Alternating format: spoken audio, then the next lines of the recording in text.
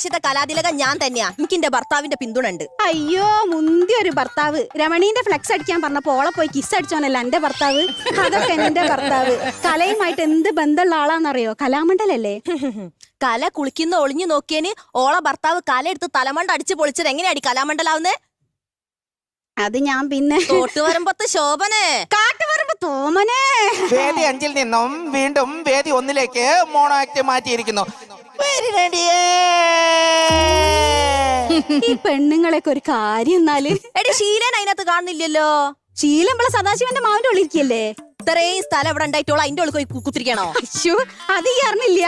സദാശിവനോട് കലോത്സവത്തിന് പിരിവിന് പോയത് ഓള്. സദാശിവനാണെ നായനെ അഴിച്ചിട്ട് വീടും പൂട്ടി 1 മാസത്തെ തീർത്ഥാടനത്തിന് പോയി മാവിന്റെ ഉള്ളിൽ തന്നെ കുത്തിരിക്കപ്പോ. എനിക്ക് ഓർമ്മ ഉണ്ടോ നമ്മളെ പണ്ടത്തെ കാലൊക്കെ?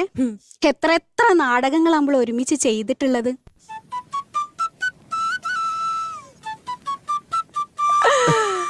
അതിന് ശേഷം എത്ര മെഡിക്കൽ കോളേജിൽ നമ്മൾ ഒരുമിച്ച് കിടന്നുള്ളത്.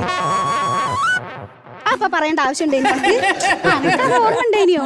ഇവള് നാടകം കളിക്കുന്ന സമയത്ത് ഒരു നീല ദിവ്യ വെളിച്ചം നമ്മളെ മുഖത്തും സ്റ്റേജിലൊക്കെ ഇങ്ങനെ മിന്നി മറിഞ്ഞു പോവും. അത് ദിവ്യ വെളിച്ചല്ല.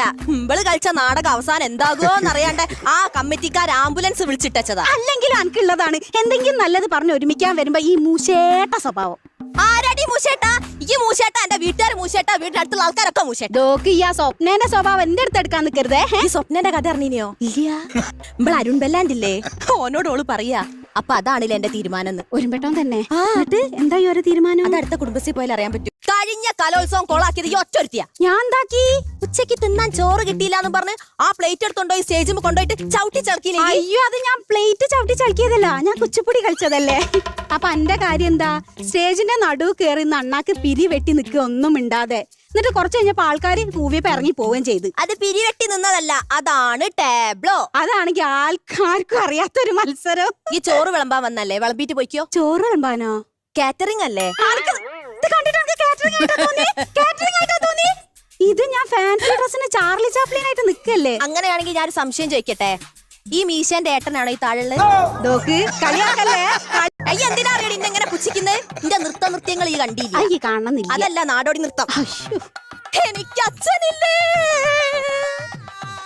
അമ്മയില്ലേ. അപ്പൊ പിന്നെ ഈ എങ്ങനെ? പാട്ടാത്.